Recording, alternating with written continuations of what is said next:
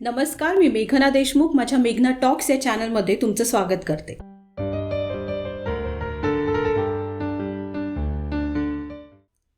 Amul, the taste of India. भारतीय लोकांसाठी अमूल हा फक्त एक डेअरी ब्रँड नाही आहे, तर एक इमोशन आहे. भावनिकरित्या जोडले गेलेत लोक या ब्रँडसोबत. मी असं का म्हणतेय? उदाहरण देते. काही वर्षांसाठी मी सिंगापूरमध्ये वास्तव्याला होते. सुरुवातीला तेथे गेल्यानंतर ग्रॉसरी शॉपिंग करताना जेव्हा बटर घ्यायची वेळ आली तेव्हा पाहिलं की तिथे एक मोठ्या शेल्फमध्ये खूप वेगवेगळ्या प्रकारचे, वेगवेगळ्या देशांचे, वेगवेगळ्या ब्रँडचे बटर उपलब्ध होते. पण नजर मात्र शोधत होती ती अमूलचं बटर. अर्थात ते तिथे नव्हतं. मग 1-2 प्रकारचे बटर घेतले, ट्राय केले, पण ती मजा आली नाही. मग नंतर कळलं की एका स्टोअरमध्ये इंडियन ग्रॉसरी मिळते, तिथे अमूलचं बटर मिळेल. मग काय, तिथे जाऊन अमूलचं बटर खरेदी केलं, घरी येऊन त्याचा आस्वाद घेतला आणि तेव्हा वाटलं की yes, this is the taste of India. हाँ बोलो, क्या लेगा? पाव भाजी, भाजी पुलाव, स्पेशल बटर तवा पुलाव, सब आइटम है असली बटर के साथ. अमूल बटर. बोलो बटर टोस्ट, ब्रून मस्काई, special butter jam extra Amul के साथ है भाई. बोले तो एकदम असली बटर. अमूल बटर. अमूल ही सध्या भारतातील सर्वाधिक मिल्क प्रॉडक्ट्स बनवणारी कंपनी आहे. अमूल सध्या दूध, दही, ताक, लोणी, तूप, paneer, milk powder, condense milk, chocolate, ice creams आणि असे बरेच प्रॉडक्ट्स बनवते. तुम्हाला माहिती आहे, अमूलची सुरुवात खरं तर एका शेतकरी आंदोलनातनं झाली आहे आणि ही खूप इंटरेस्टिंग कहाणी आहे. ही फक्त अमूलच्या स्थापनेची कहाणी नाही आहे, तर अमूलसोबतच्या भारताच्या यशाची, भरभराटीची कहाणी आहे. या कहाणीची सुरुवात होते स्वातंत्र्यपूर्व काळात. भारत स्वातंत्र्याच्या उंबरठ्यावर होता आणि ब्रिटिश भारतातून आपला कारभार आटोपण्याच्या तयारीत होते. साधारण 1940चा काळ. पण आपल्याला आणि थोडं मागे जावं लागेल. 1930 साली भारतामध्ये पॉल्सन नावाची एक कंपनी होती. हे कॉफी विकायचे. फ्रेंच पद्धतीनं ब्रू केलेली ही कॉफी खूपच लोकप्रिय होती. पेस्टनजी एडुल्जी नावाच्या एका पारसी व्यक्तीनं ही कंपनी सुरू केली होती. त्या काळी भारतात उद्योगधंद्यात पारसी लोक खूप अग्रेसर होते. भारतातील पारसी लोकांवर मी एक स्वतंत्र व्हिडिओ केलाय, त्याची लिंक मी खाली डिस्क्रिप्शनमध्ये देईल, नक्की पहा. पॉल्सन कंपनीचा हा कॉफीचा बिझनेस उत्तम सुरू असताना पेस्टनजी एडुल्जी यांना कळलं की ब्रिटिश सैन्याला बटरचा पुरेसा पुरवठा होत नाहीये. या संधीचा फायदा घेऊन त्यांनी 1930 साली गुजरातच्या आनंद शहरामध्ये त्यावेळेस 7 लाख रुपये खर्च करून एक अत्याधुनिक डेअरी उभारली. कायरा जिल्ह्यातील ही एकमेव डेअरी असल्यामुळे जिल्ह्यातील गावातील सर्व शेतकऱ्यांना आपलं दूध हे याच डेअरीला विकावं लागत असे.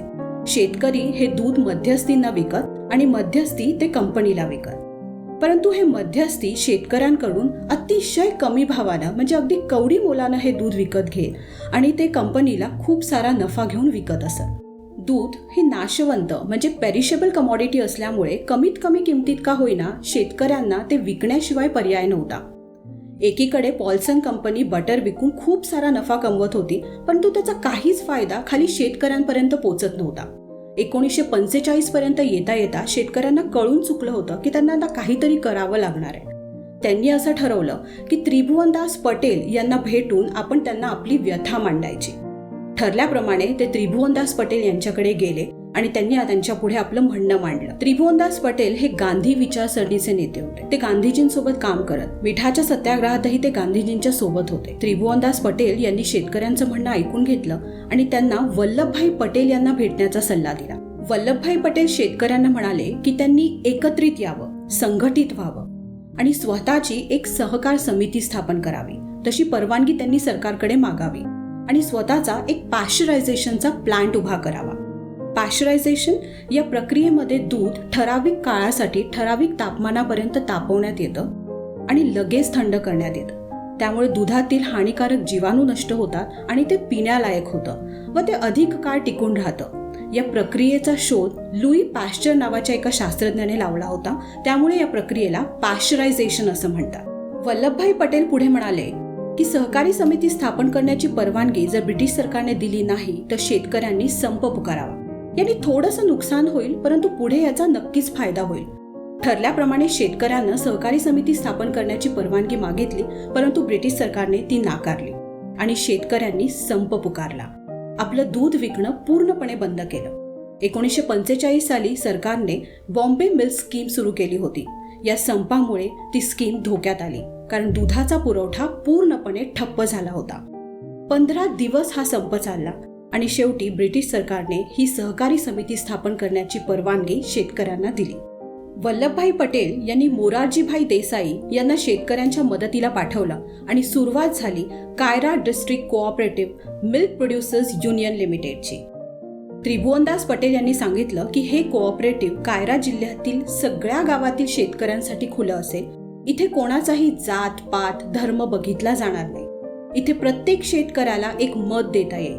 1 पर्सन 1 वोट अशी पॉलिसी असेल. शेतकऱ्यांचं प्रतिनिधित्व करणारे त्रिभुवनदास पटेल यांच्यावर संस्थापक पदाची जबाबदारी देण्यात आली. मध्यस्थांना काढून टाकण्यात आलं आणि शेतकऱ्यांचं उत्पन्न वाढलं. 1950 साली त्रिभुवनदास पटेल यांनी ही जबाबदारी डॉक्टर वर्गीस कुरियन यांच्यावर सोपवली. डॉक्टर वर्गीस कुरियन यांना भारतातील धवल क्रांतीचे किंवा व्हाईट रेव्होल्युशनचे पितामह म्हणून ओळखलं जातं. दूध उत्पादनात तूट असलेला देश ते जगातील सर्वाधिक दूध उत्पादन करणारा देश हे भारताचं स्थित्यंतर घडवून आणण्यासाठी डॉक्टर वर्गीस कुरियन यांनी महत्वाची भूमिका बजावली. जेव्हा त्रिभुवनदास पटेल शेतकऱ्यांना जोडून अशा इतर कोऑपरेटिव्ह तयार करण्याचं काम करत होते, तेव्हा डॉक्टर कुरियन हे सहकार्य मजबूत करण्याचं काम करत होते. हे सहकार्य मजबूत करण्यासाठी त्यांना तंत्रज्ञानाची जोड हवी होती, जी HM दलाया, हरिचंद मेघा दलाया यांच्या आगमनाने पूर्ण झाली आणि हे तिघे पुढे अमूलचे आधारस्तंभ असल्याचे सिद्ध झाले. 1955 पर्यंत येता येता हजारो शेतकरी या सहकार्याशी जोडले गेले आणि मागणीपेक्षा अधिक दूध संकलित व्हायला लागलं. या अतिरिक्त दुधापासून अन्य दुग्धजन्य पदार्थ बनवण्याची गरज भासू लागली आणि मिल्क पावडर आणि बटर बनवण्यासंदर्भात विचार सुरू झाला. HM दलाया यांनी संशोधन करून जगातील पहिला म्हशीच्या दुधापासून मिल्क पावडर बनवणारा प्लांट सुरू केला. याआधी फक्त गाईच्या दुधापासून मिल्क पावडर बनवली जायची. 31 ऑक्टोबर 1955 सरदार पटेल यांच्या वाढदिवशी कायरा युनियनच्या पहिल्या मिल्क पावडर प्लांटचं उद्घाटन करण्यात आलं.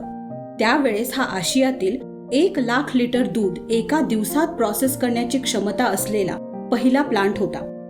जेव्हा असं ठरलं की इतर मिल्क प्रॉडक्ट्सही बाजारात आणायचे, तेव्हा ब्रँड नेमची गरज भासू लागली. तेव्हा प्लांटमध्ये काम करणाऱ्या एका लॅब टेक्निशियननं अमूल हे नाव सुचवलं.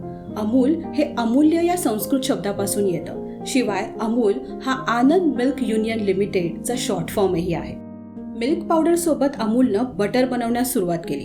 त्या काळात पॉल्सनचं बटर अतिशय लोकप्रिय होतं. घरोघरी हे बटर वापरलं जायचं. या बटरला एक हलकीशी आंबटसर अशी चव होती. ती क्रीम रेफ्रिजरेशन शिवाय काही दिवस ठेवल्यामुळे यायची. हा रेसिपीचाच एक भाग होता. शिवाय हे बटर पिवळसर रंगाचं आणि मीठ घातलेलं म्हणजे सॉल्टेड असायचं. अमूल जेव्हा आपलं बटर घेऊन बाजारात आले, तेव्हा लोकांनी ते चक्क नाकारलं. फ्रेश व्हाईट अनसॉल्टेड बटर म्हणून लोकांना मान्यच नव्हतं. इतकी लोकांना पॉल्सनच्या बटरची सवय झाली होती. या स्पर्धेत टिकण्यासाठी अमूलला आपल्या बटरमध्ये तो पिवळसर रंग आणावा लागला आणि थोडं मीठही घालावं लागलं. खरं तर डॉक्टर कुरियन यांना हे मान्य नव्हतं, परंतु त्यांच्याकडे दुसरा पर्याय नव्हता. आज भारतात बटरला पर्यायी शब्द अमूल झालाय, इतकं हे बटर लोकप्रिय झालंय. कायरा युनियनच्या यशानंतर गुजरातच्या बाकी जिल्ह्यातूनही काही युनियन्स तयार होऊ लागल्या. या युनियन्स एकमेकांशी स्पर्धा करू नयेत म्हणून 1973 साली गुजरात कोऑपरेटिव्ह मिल्क मार्केटिंग फेडरेशनची स्थापना केली आणि कायरा युनियननं आपलं ब्रँड नेम अमूल हे त्यांना दिलं. अमूल बटरची जाहिरात म्हटलं तर समोर येते ती अमूल गर्ल. अमूलच्या मार्केटिंगमध्ये अमूल गर्लचा खूप मोठा वाटा आहे. खरं तर अमूल गर्ल ही पॉल्सन गर्लशी स्पर्धा करण्यासाठी बनवली गेली होती. जशी अमूलच्या जाहिरातीमध्ये अमूल गर्ल दिसते, तशी पूर्वी पॉल्सन बटरच्या ऍडव्हर्टिजमेंट्समध्ये पॉल्सन गर्ल दिसायची. सिल्वेस्टर दा कुन्हा यांनी अमूल गर्ल तयार केली होती. काही महिन्यांपूर्वी त्यांचं निधन झालं, परंतु अमूल गर्लच्या रूपात ते कायम आपल्या सोबत राहते. अमूलची टॅगलाईन आधी प्युअरली द बेस्ट अशी होती, नंतर ती बदलून अटली बटली अशी करण्यात आली. 1990च्या दशकापर्यंत अमूलचं मार्केटिंग खूप लोकप्रिय झालं होतं. करंट अफेअर्स आणि बॉलिवूडच्या चित्रपटांवर भाष्य करणाऱ्या जाहिराती येऊ लागल्या होत्या, जो चर्चेचा विषय बनला होता. हा ट्रेंड आजपर्यंत कायम आहे आणि ही जगातली सर्वात जास्त काळ चालणारी जाहिरात मोहीम मानली जाते. गिनीज बुक ऑफ वर्ल्ड रेकॉर्ड्समध्येही याचा समावेश आहे. For the longest running ad campaign. 2010 मध्ये अमूलची जबाबदारी RS सोढी यांच्याकडे आली. गेल्या 30 वर्षापासून ते अमूलशी संबंधित होते. त्यांनी डिमांड अँड सप्लाय चेन मॅनेजमेंटमध्ये खूप बदल केले.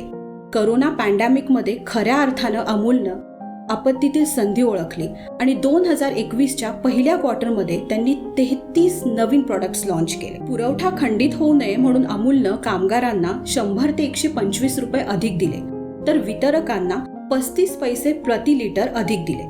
डेअरी प्लांटमध्ये कामगारांना राहण्याची आणि जेवण्याची व्यवस्था केली गेली.